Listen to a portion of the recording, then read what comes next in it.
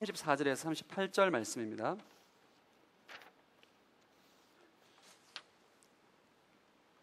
저와 여러분 한번 자막을 통해서 한번 같이 한번 말씀 구절이 짧기 때문에 합독하도록 하겠습니다.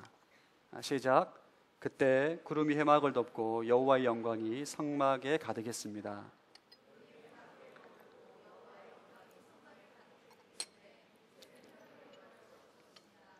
이스라엘 백성들은 그 여정 동안에 구름이 성막 위로 뜨면 떠났고 구름이 뜨지 않으면 뜨는 날까지 떠나지 않았습니다. 이렇게 이스라엘 모든 백성들은 그 여정 동안 여호와의 구름이 낮에는 성막을 덮고 밤에는 불이 구름 속에 있는 것을 보았습니다. 아멘. 이 시간 오른손에 가슴에 한번 대고 한 주간 살면서 지었던 모든 죄악들, 입술로 지었던 죄, 생각으로 지었던 죄, 마음으로 지었던 죄들, 주님 예수 그리스도의 보혈로 나의 모든 죄악을, 더러움을 씻어 주십시오. 정결케 해 주옵소서. 이 시간 회개함으로 한번 기도하겠습니다. 하나님 아버지 감사합니다. 이 시간 예수 그리스도의 보혈을 의지하여서 우리의 모든 죄를 사함받기 위해서 주님의 보혈을 의지함으로 회개하며 죄를 고백하고 자백하며 나아갑니다.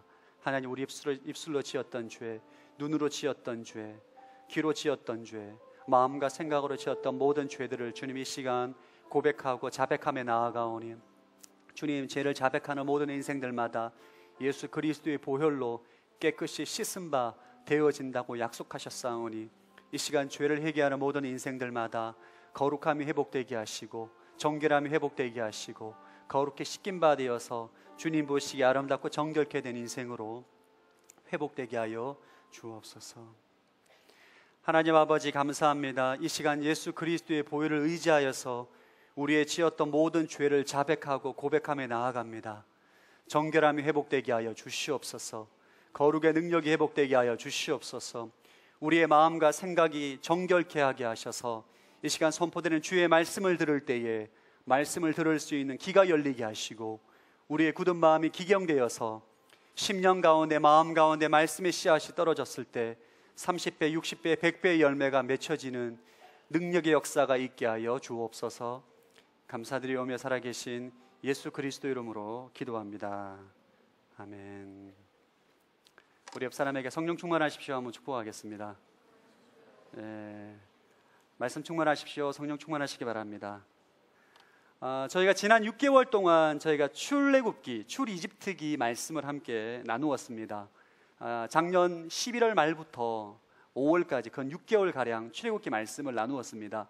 모세가 어떻게 출생하게 되었는지, 그리고 이집트 땅 가운데 하나님의 10가지 재앙이 임해서 어떻게 하나님께서 이집트를 심판하셨는지, 홍해 바다가 갈라지는 사건, 광야에서 하늘에서 내리는 만나, 메추라기, 반석 안에서 나오는 생수, 그리고 십계명, 율법, 시내산에서 맺은 언약식, 그리고 성막, 이런 주옥과 같은 말씀으로 우리가 지난 6개월 동안 출애굽기로 말씀을 함께 나누었습니다. 오늘 읽은 본문은 출애굽기, 출이집트기의 말씀의 결론입니다. 6개월 동안 우리가 굉장히 많은 말씀을 나누고 은혜를 나누었는데 오늘 마지막으로 출애굽기는 이렇게 결론 짓습니다. 내용이 이런 거죠. 모세가 하나님께서 계시해 주신 성막을 제작하고 성막을 세우니까 그곳에 하나님의 영광이 임했더라. 영광이 너무나 강력해서 이스라엘 백성들과 모세가 성막 안에 들어가지 못할 정도로 그 성막에 하나님의 임재가, 영광이 충만했더라. 이스라엘 백성들은 성막을 중심으로 낮에는 구름 기둥이 이동하면 이동하게 되고 밤에는 불 기둥에 따라 인도함을 받았더라. 그들은 여호와의 영광과 성막과 하나님 인도하심을 보고 살았더라. 이것이 출애굽기의 결론입니다. 무엇을 말하고자 하는가?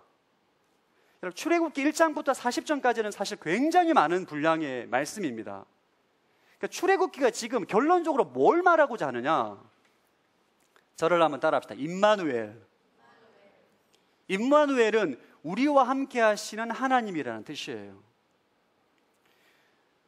출애굽기의 결론은 하나님께서 이제는 이스라엘 백성들과 함께 하신다는 것입니다.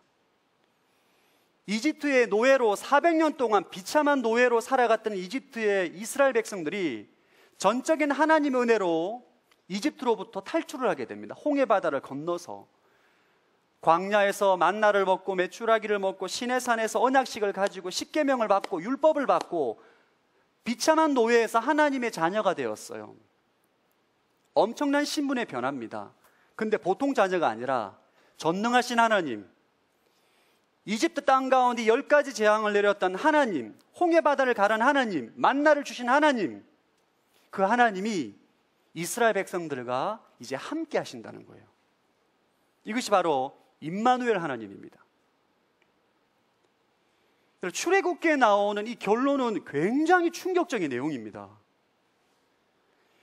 세상 만물을 창조하시고 인간의 모든 생사를 주관하시는 하나님이 이제 이스라엘 백성들과 함께 한다는 거예요. 이 출애굽기에 나오는 임마누엘 하나님은 오늘날 죄의 종으로 살아가고 있는 수많은 이 땅의 사람들이 예수를 믿고 하나님의 자녀가 되어서 성령님 우리 마음 안에 내주하심으로 인해서 하나님과 동행하는 그리스도인의 인생을 예표하는 것입니다. 미리 보여주는 거예요. 구약의 이스라엘 백성들에게 있어 하나님은 성막을 통해서 임마누엘 하나님을 보여줍니다. 신약의 그리스도인에게는 우리 마음에 성령님이 오셔서 우리와 함께 하시는 임마누엘 하나님을 경험하게 되는 거예요. 할렐루야. 이것이 놀라운 축복입니다, 여러분. 우리 고린도전서 3장 16절 말씀 한번 읽어보겠습니다. 시작. 여러분은 자신이 하나님의 성전인 것과 하나님의 성령께서 여러분 안에 계시는 것을 알지 못합니까? 여러분, 성경 우리에게 말합니다. 신약의 그리스도인들에게 여러분의 몸이 하나님의 성전이다. 여러분 안에, 몸 안에 성령님이 계시는 것을 모르느냐? 저를 한번 따라, 내 안에는 성령님이 계십니다. 여러분 안에 성령님이 계시다는 것을 아셔야 돼요. 예수님께서 이 땅 가운데 오셔서 십자가에 죽으시고 3일 만에 부활하셨습니다. 하늘로 승천하셨어요. 하나님 보좌 우편에 계셔서 우리에게 보혜사 성령님을 보내주십니다. 보혜사 성령님을 보내주시는데 예수 그리스도를 구주로 영접하는 모든 인생의 마음 안에는 그 성령이 내주하시는 거예요.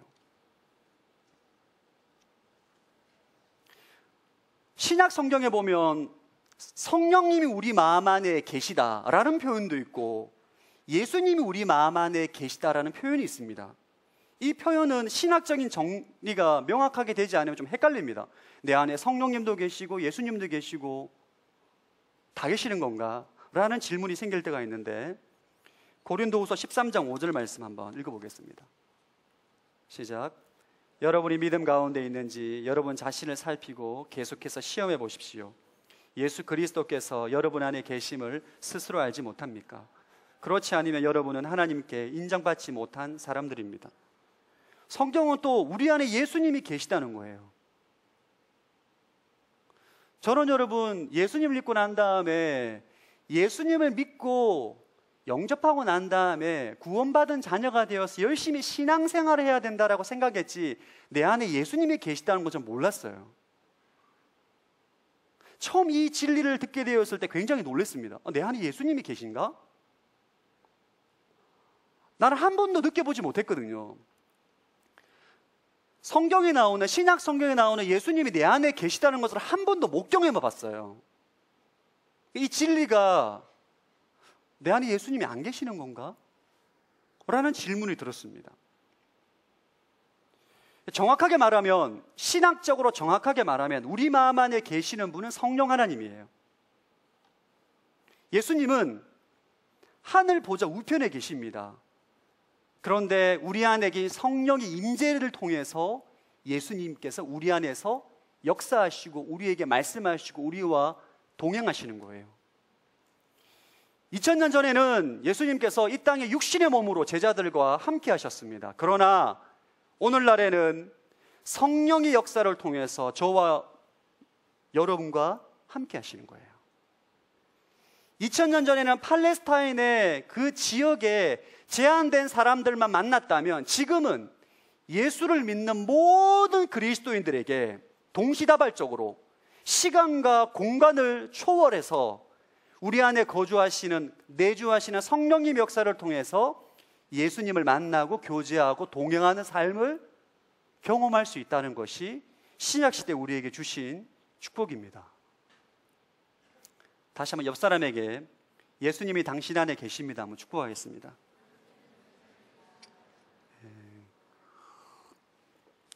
너무 좀 무성의한 것 같아요. 진심을 담아서 자기 자신에게 예수님이 내 안에 계신다. 여러분 마음 안에 예수님이 계시는 거예요.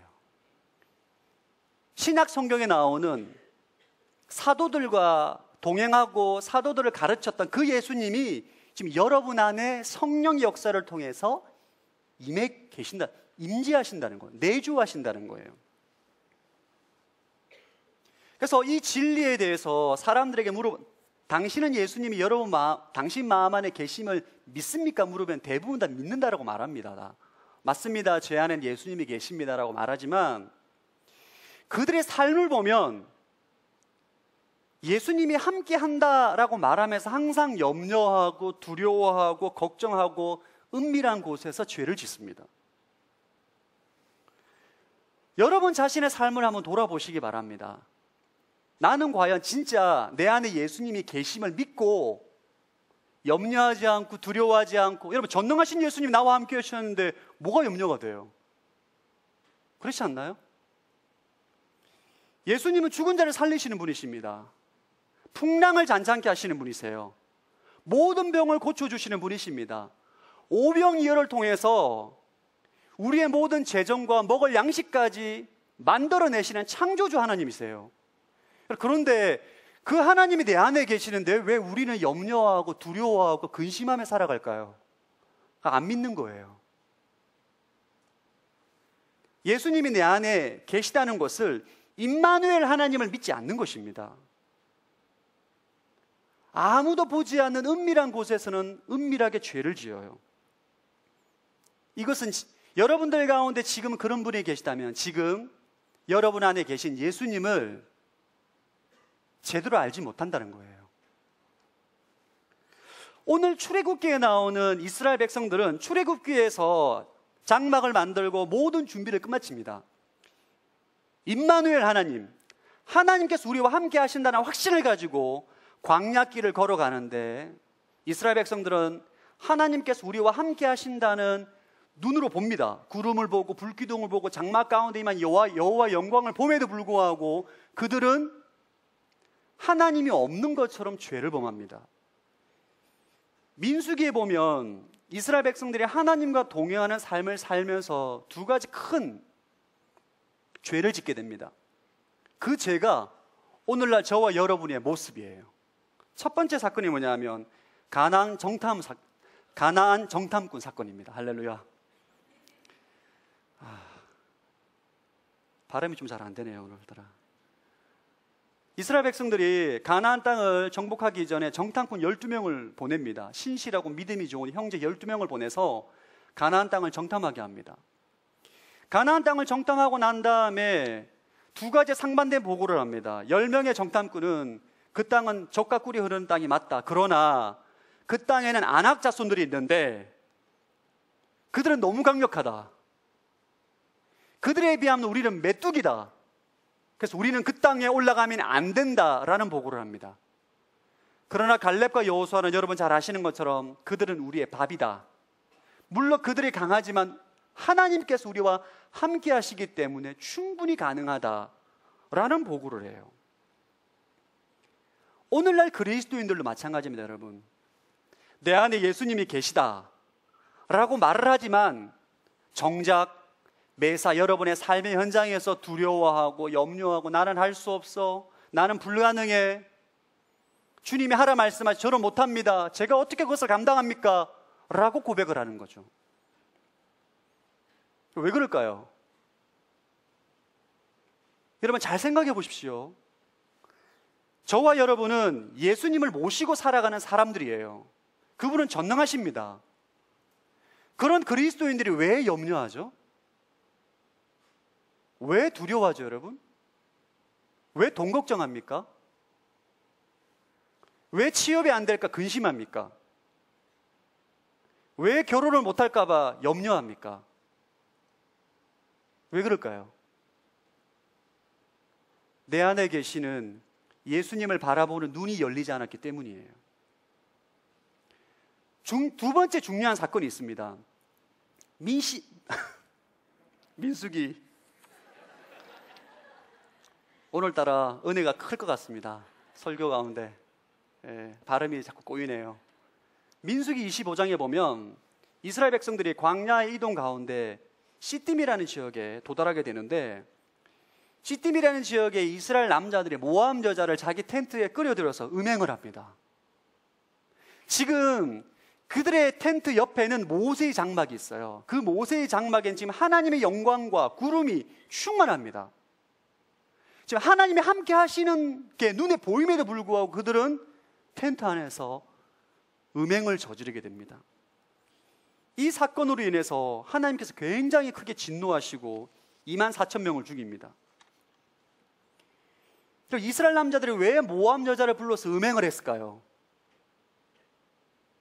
아무도 안 본다고 생각한 거죠. 아무도. 하나님이 지금 나를 보고 계신다라는 임재의식이 없습니다. 하나님이 지금 나와 함께 하신다는 하나님의 임재의식이 없는 거예요. 여러분, 만약에 그 모함 여자를 끌어들인 남자의 텐트 안에 CCTV가 달려서 수백 명이 보고 있다면 그는 그런 짓 하지 않았을 것입니다. 그러지 않나요, 여러분? 오늘날 수많은 청년들이 음란물로 인해서 넘어지고 있습니다. 이게 심각한 수준이에요. 어느 정도 심각한 수준이냐면 상상을 초월할 정도로 심각한 수준입니다. 인터넷으로, 스마트폰으로 초등학생까지 음란물로 인해서 병 들어가고 있어요. 영적으로 병 들어가고 있습니다. 여러분, 세상 사람들이 음란물을 시청할 때는 죄의식이 없어요. 자연스럽게 즐깁니다. 그럴 수 있죠. 죄를 모르니까. 그런데 오늘날 하나님을 알고 예수를 믿는 하나님의 청년들이, 수많은 청년이 음란물에 중독이 되어 있습니다. 밤새도록 토끼 눈이 될 때까지 탐닉하는 거죠. 교회에서 열심히 예배하고 기도하고 신앙생활하고 사역함에도 불구하고 혼자 있는 시간만 주어지게 되면 무너지는 거예요. 결단하고 기도하고 금식해도 넘어지고 또 넘어집니다. 이게 장난이 아닙니다. 굉장히 많은 형제와 자매들이 이 문제에서 자유롭지가 않아요. 목회자도 마찬가지입니다. 왜 그럴까요? 왜 그럴까요? 죄의 유혹이 너무 강해서 그럴까요? 그렇지 않습니다, 여러분. 아무도 보지 않는다라고 생각하기 때문이에요. 그러나 예수님이 나와 함께 계신다, 그분이 나와 함께 계시고 그분이 나를 지켜보고 계신다라는 믿음을 갖고 있으면 그렇지 않습니다, 여러분. 우리가 은밀한 시간에 은밀한 죄를 짓는 이유는 내 안에 계신 예수 그리스도를 바라보는 눈이 닫혀 있기 때문입니다. 이 눈이 열려야 돼요. 내 안에 계시는 예수님을 바라보는 영적인 눈이 열려야 됩니다. 이게 사실 복음의 실제죠. 그렇지 않으면 이 은밀한 시간은 늘 죄 짓는 시간이 되는 거예요. 선한목자교회 유기서 목사님은 거룩함이란 이렇게 정의를 하더라고요. 혼자 있을 때 주를 바라보는 것. 거룩함이란 내가 혼자 있을 때 주를 바라보는 것이 거룩함이다. 저는 예수님을 믿고 참 열심히 신실한 청년으로 살았던 것 같아요. 24살에 예수님을 믿고, 여러분, 그 혈기왕성한 24살 때에 주님이 너무 좋아서 이성교제도 포기하고 주님만 바라보고 살았습니다. 할렐루야. 너무 긍휼하게 보지 마십시오. 여러분, 내 안에 계신 예수님을 바라보는 눈이 열리지 않을 때는 은밀한 시간이 죄를 짓는 시간이 되는 거예요. 저에게 있어서. 전 이게 너무너무 괴로웠습니다. 고통스러운 거죠. 죄를 짓고 싶지 않은데 죄를 짓는 거예요. 죄를 짓고 나면 죄책감, 정죄감에 사로잡혀서 엄청나게 영적으로 다운됩니다. 굉장히 무기력해지는 거죠.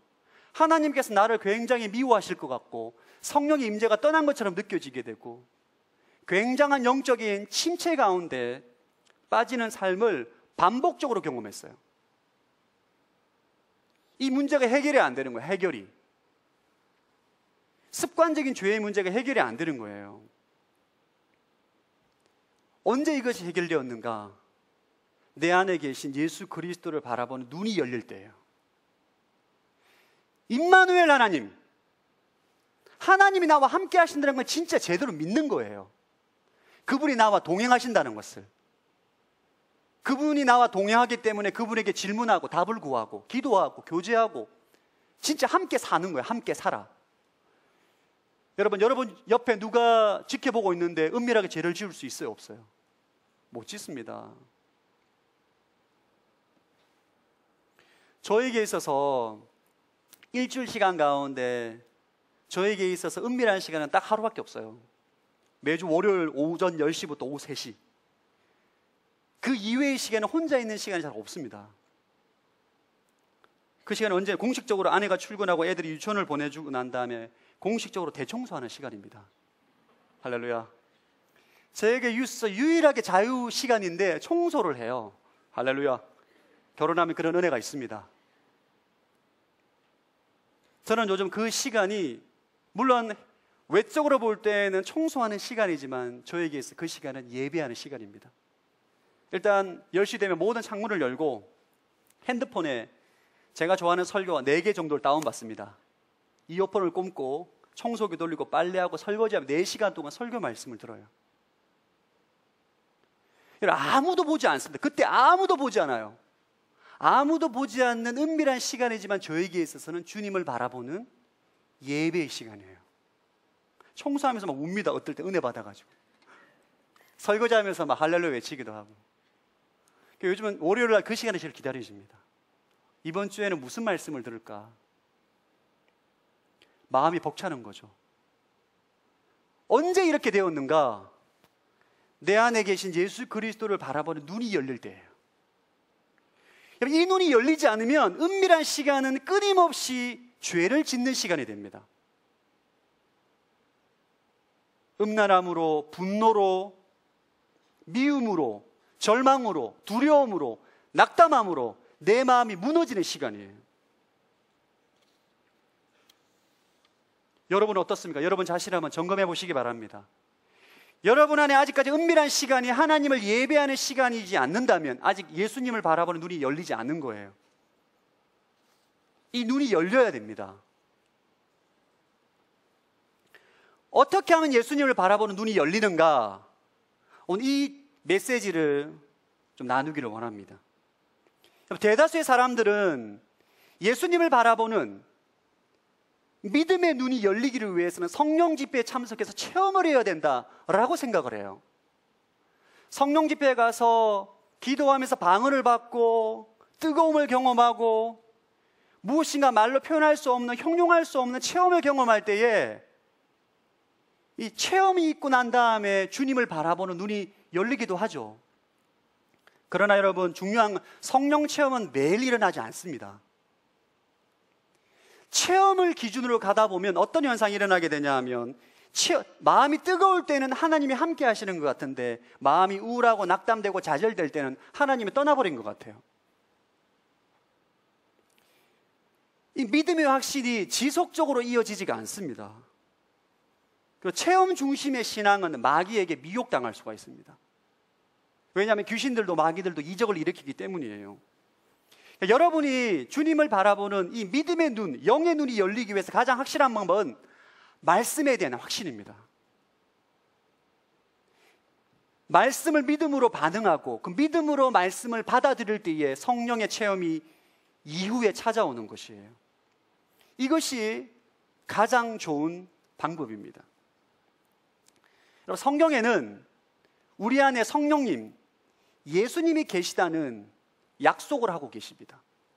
예수님을 영접하고 믿으면 우리 안에 성령님이 계시다고 약속을 하셨어요. 그러니까 여러분이 약속을 붙잡을 때에 성령님을 경험하게 되고 여러분 안에 계신 예수 그리스도를 보게 되는 눈이 열리게 되는 거예요. 첫 번째, 성령님 우리 안에 계시는 증거, 예수님을 주님으로 고백하는 것입니다. 우리 고린도전서 12장 3절 한번 읽어보겠습니다. 시작.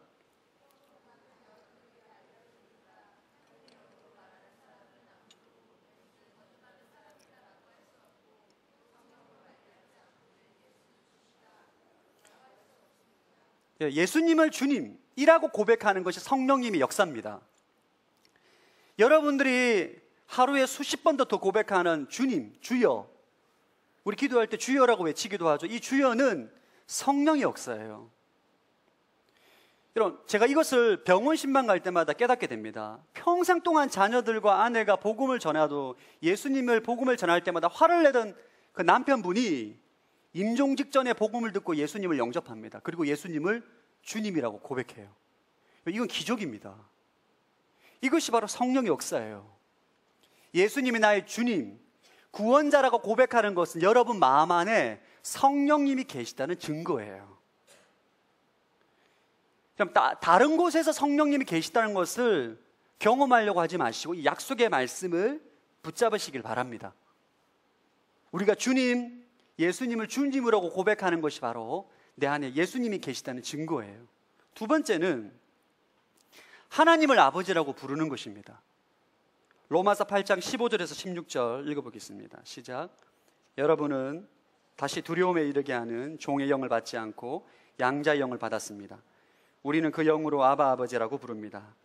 성령은 친히 우리의 영과 더불어 우리가 하나님의 자녀임을 증거합니다. 여러분 안에 성령님이 계시기 때문에 우리가 하나님을 아빠 아버지라고 부를 수 있는 것입니다. 여러분이 흔히 쉽게 하나님 아버지라고 기도하는 것은 다 성령의 역사예요. 여러분 안에 성령님이 계시기 때문에 그렇게 고백할 수 있는 것입니다. 여러분, 세상 사람들, 세상의 영을 받고 세상의 영의 영향을 받고 살아가는 세상 사람들은 신에 대해서 아버지라는 친밀감을 가지지 못합니다. 우상 숭배하고 세상 사람들이 신에 대해 가지는 감정은 다 두려움입니다. 그게 그들이 가지는 감정이에요. 여러분, 아무리 박사학위가 있고 똑똑한 사람도 중요한 사업을 앞두고 고사를 지냅니다. 왜? 신이 해코지할까 봐. 두려움 가운데 기초해서 그들을 섬기기 때문에 잘 봐달라고 그들에게 죄물을 드리는 거죠. 여러분들이 하나님을 아버지라고 고백하는 그 자체가 여러분 안에 예수님이 계시다는 증거예요. 세 번째, 하나님께서 주시는 은혜를 깨닫게 됩니다. 고린도전서 2장 12절 한번 읽어보겠습니다. 고린도전서 2장 12절 시작. 우리는 세상의 영을 받지 않고 하나님께로부터 온 영을 받았습니다. 이것은 하나님께서 우리에게 주신 은혜의 선물들을 깨달아 알게 하시려는 것입니다. 여러분이 예배를 드리거나 말씀을 읽을 때나 기도할 때 은혜를 받는 것은 다 성령의 역사입니다. 여러분 안에 성령님이 계시다는 증거예요.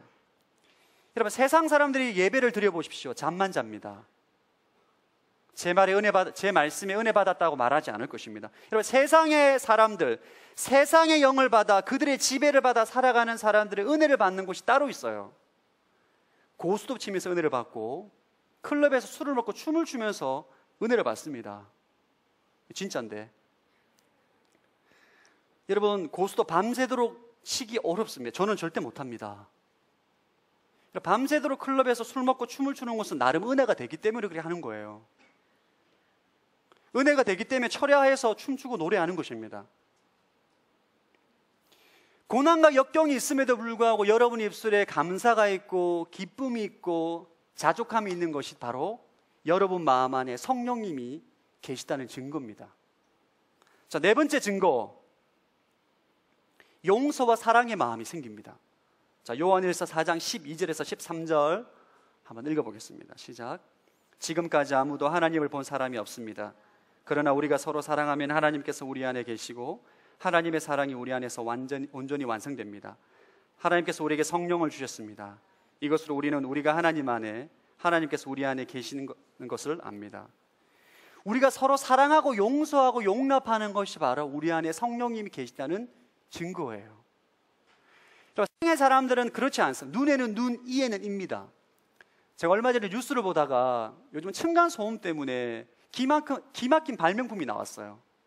위층에서 하도 이 소음을 내니까 층간소음용으로 위층 천장에 스피커를 달아가지고 작동하면 뭐 쿵하는 소리, 애 우는 소리 이런 게 막 나는 발명품이 있어요. 불티나게 팔린다고 합니다. 맛 좀 봐라 이거죠. 맛 좀 봐라. 이 논리가 세상 사람들이 말하는 눈에는 눈, 이에는 입니다. 그러나 그리스도인들은 그렇지 않습니다, 여러분. 용납하고 용서하고 사랑합니다. 나를 비난하고 나를 미워하고 나에게 불이익을 준 이들을 위해서 중보합니다. 축복합니다. 그들에게 선을 베풉니다. 이것은 여러분이 잘난 것이 아니라 여러분 마음 안에 있는 성령님이 역사하시기 때문에 그러한 일들이 나타나는 거예요.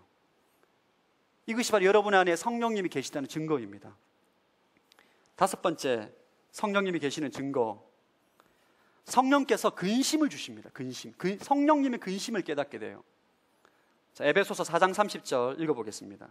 시작. 또 하나님의 성령을 슬프게 하지 마십시오. 여러분의 성령 안에서 우리가 죄를 지을 때 성령님이 슬퍼하십니다. 여러분이 죄를 지으면 성령님이 근심하세요. 여러분, 하나님의 사람 그리스도인들에게는 세상 사람들에게 없는 독특한 근심이 있습니다. 성령님이 근심이에요. 여러분이 죄를 지으면 마음이 불편합니다. 이게 성령님이 역사입니다.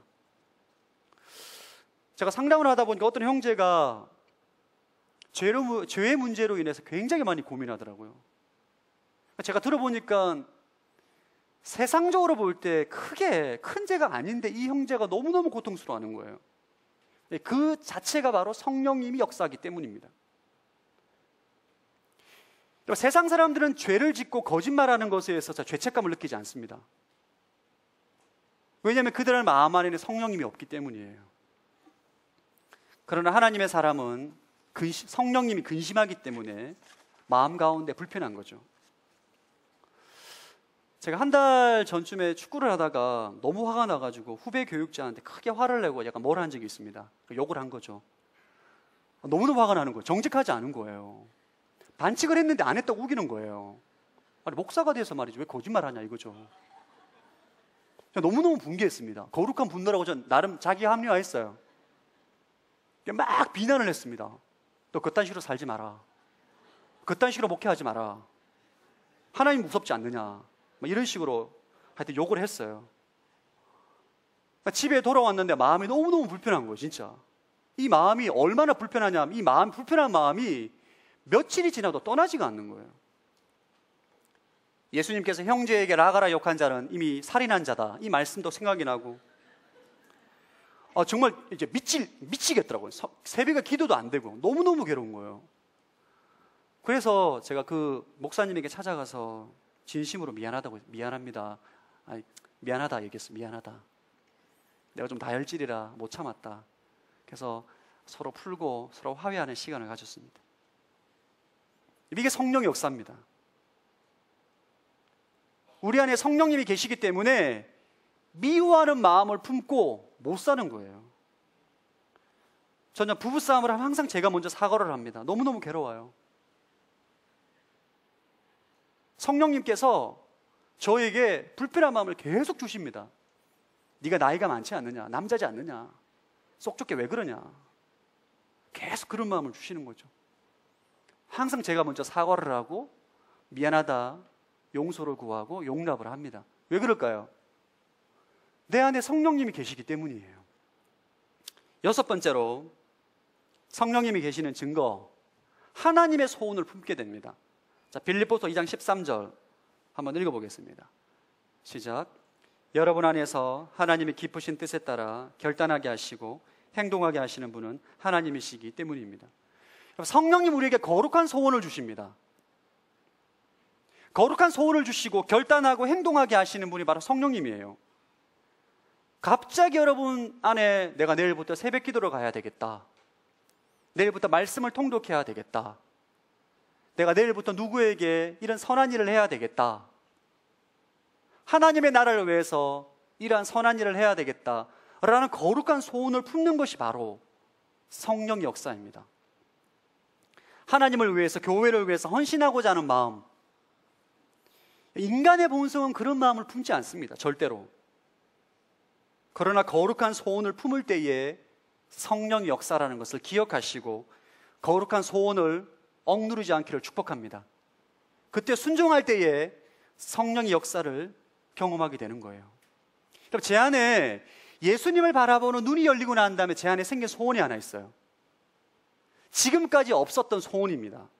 무슨 소원이냐면 예수님을 더 알아가기를 원하는 소원이 생겼어요. 제 1번 기도 제목, 2015년도 1번 기도 제목이 예수님을 더 알아가고 친밀하는 것이 제 기도 제목이에요.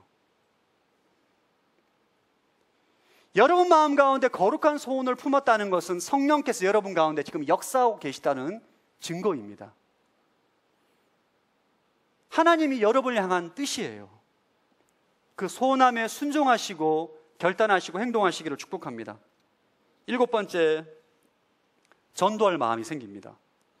사도행전 1장 8절 한번 읽어보겠습니다. 시작. 그러나 성령께서 너희에게 오시면 너희가 권능을 받고 예루살렘과 온 유대와 사마리아와 땅끝까지 이르러 내 증인이 될 것이다. 성령님이 내 안에 계시기 때문에 우리 안에 전도하고자 하는 마음이 생기는 거예요. 불신자에게, 믿지 않는 어머니와 아버지에게 전도하고픈 그런 소원함과 갈망함이 생기는 것입니다. 대학 청년부에서 XE라는 관계 전도 훈련을 하고 있는데 많은 청년들이 그 XE를 수강하는 이유가 전도하고 싶어서요. 전도. 부모님을 전도하고 싶고, 친구를 전도하고 싶고, 형과 누나와 동생을 전도하고 싶어서 관계 전도 훈련을 하게 됩니다. 오늘 여러분 제가 7가지 굉장히 길지만 장황하게 설명을 하는 이유는 다시 한번 저를 따라합니다. 내 안에 예수님이 계신다. 다시 한번 큰 소리로, 내 안에 성령님이 계신다. 그것을 믿으라는 거예요.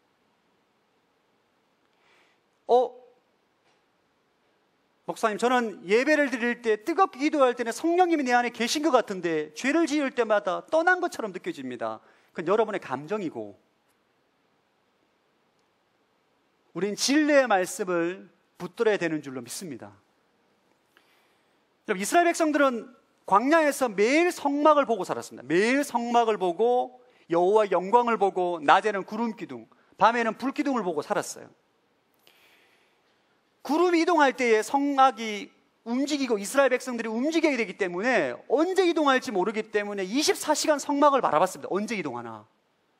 이동하지 않으면 하루 종일 앉아서 기다리는 거예요. 한 달 동안 이동하지, 한 달 동안 성막만 바라보고 있습니다. 그것이 하나님 백성의 삶이라는 거예요.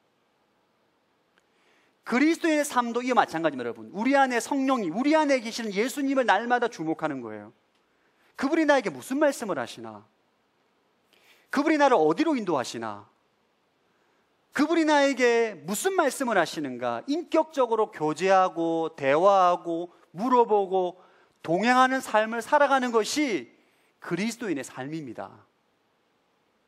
그런데 여러분들 가운데 주일날 예배를 딱 드리고 난 다음에, 축도 딱 끝나고 난 다음에 하나님에 관한 생각 바로 전원을 다 끄버리는 거죠. 월요일부터 토요일까지 엄청 바쁘게 열심히 일하고 친구들 만나고 사람 만나고 교제하는데 하나님의 생각을 한 번도 하지 않는 거예요. 예수님을 바라보지 않는 거죠. 그것은 잘못된 신앙생활입니다. 여러분들 가운데 그러한 분들이 계시다면 지금 주님을 바라보는 눈이 닫혀 있는 거예요. 옆에 여호와의 영광이 임한 성막이 있음에도 불구하고 자기 텐트에서 음행하는 그런 죄를 짓게 되는 것입니다. 왜? 하나님이 지금 나를 보지 않고 하나님이 지금 나와 함께 있지 않다라고 믿기 때문이에요. 여러분들은 여러분 안에 계신 그 예수님, 2000년 전에 육신으로 오신 예수님, 마지막 때 다시 오실 예수님이 여러분 안에 계시다는 것을 믿어야 돼요. 그분과 교제하고 대화하고 질문하고 기도하면서 매일매일 예수 그리스도를 바라보고 살아가는 것이 바로 신앙생활입니다. 전 여러분들 가운데 주님을 바라보는 영적인 눈이 열리기를 축복합니다. 이 눈이 열리면 여러분의 삶에 혁신적인 변화가 일어납니다. 어떤 변화가 일어나는가? 여러분의 삶에 거룩한 삶의 능력이 나타납니다. 지금까지 여러분이 거룩한 삶을 살려고 노력하고 바둥거리고 노력하면 노력할수록 넘어졌던 인생이었다면 예수 그리스도를 바라보는 눈이 열리게 되면 여러분의 삶이 노력하지 않아도 자연스러운 거룩한 삶으로 변하게 됩니다. 여러분 생각해 보십시오. 지금 예수 옆에 보고 있는데 죄를 짓겠어요? 지금 보고 있는데. 구약의 요셉을 보면 보디발의 아내가 요셉을 그렇게 집요하게 유혹을 합니다. 보디발의 아내가 요셉을 한 번 유혹한 게 아닙니다. 볼 때마다 요셉, 나와 함께 잠자리를 가지자 유혹을 하는 거죠. 보디발의 아내가 예뻤을까요? 안 예뻤을까요? 예뻤겠죠. 부잣집 아내인데. 그 시대의 문화, 그 시대 시대적 배경을 생각하면 보디발이라는 고위직 직분을 가진 사람이, 돈을 많이 가지고 온 사람이, 여인이 예뻤을 것입니다. 그런 예쁜 여인이 혈기왕성한 요셉을 유혹하는데 한 번이 아닙니다. 한 번, 두 번, 세 번, 네 번. 그리고 여러분, 요셉은 그 집의 종입니다. 보디발의 아내 주인이 요구하면 응해야 됩니다. 그것을 거절하는 것은 죽을 수 있는 거예요. 그럼에도 불구하고 요셉은 거절합니다. 어떻게 고백하느냐? 어떻게 내가 하나님께 죄를 짓겠습니까? 요셉은 하나님의 임재의식이 충만한 거예요. 하나님이 지금 나를 보고 계신다. 나와 지금 함께 하신다. 동행하는 삶을 사는 거죠.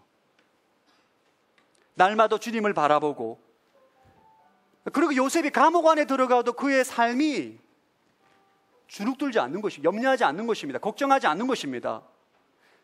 감옥에 가든 종이 되었든 총리가 되었든 그의 삶은 하나님과 동행하는 삶을 사는 것입니다. 감옥에 가도 좌절하지 않습니다. 낭망하지 않습니다. 왜? 전능하신 하나님이 함께 하시기 때문인 거죠. 총리가 되어도 교만하지 않습니다. 함부로 다른 사람을 하대하지 않습니다. 왜? 하나님께서 나를 지켜보고 계시기 때문입니다. 늘 주님을 주목하고 바라보는 인생으로 살아가는 거죠. 그것이 신앙생활입니다. 우리 히브리서 12장 2절 마지막으로 한번 읽어보겠습니다. 큰 소리를 한번 읽어보겠습니다. 시작. 믿음의 창시자여 완성자이신 예수를 바라봅시다. 그는 자기 앞에 놓여있는 기쁨을 위해 부끄러움을 개의치 않으시고 십자가를 참으셨습니다. 그래서 그는 하나님의 보좌 오른편에 앉게 되셨습니다. 히브리서 기자가 말합니다. 믿음의 창시자여 완성자이신 예수 그리스도를 바라봅시다. 우리 안에 그 예수님이 계시다는 거예요. 날마다 그 주님을 바라보고 또 바라보고 교제하고 동행하는 삶을 살라는 것입니다. 여러분이 죄를 짓는 이유는 죄를 바라보기 때문입니다. 죄를 지으면 안 되는데, 또 내가 죄를 지으면 어떡하나, 또 내가 실패하면 어떡하나, 끊임없이 죄를 바라보기 때문에 죄를 짓는 거예요. 여러분이 왜 두려워하고 염려하는가? 끊임없이 상황을 바라보기 때문에. 이전에도 내가 실패했던 상황이 또 연출되었다. 어떡하지? 또 실패하면? 끊임없이 상황을 주시하기 때문에 두려움에, 염려에, 근심에 빠지게 되는 것입니다. 두려움이 엄습할 때마다, 죄의 유혹이 있을 때마다 여러분의 눈은 예수님을 바라봐야 돼요. 내 마음 안에 계신 예수님을 주목해야 돼요. 2000년 전에 사도들과 함께 하셨던 예수님께서 지금 나와 함께 계시기 때문에 그분을 주목하고 그분의 말씀에 귀를 기울이고 그분에게 도움을 구하고 그분에게 자비를 구할 때에 여러분 삶 가운데 하나님의 승리가 있게 될 줄로 믿습니다. 거룩한 삶의 능력이 나타나게 되는 것입니다. 여러분 그 주님을 신뢰하시고 그 주님을 바라보십시오. 여러분의 삶에 일대 혁신이 일어나게 될 것입니다. 아멘. 우리 함께 일어나서 임재 하늘의 문을 여서서 함께 찬양하고 고백하고 기도하겠습니다.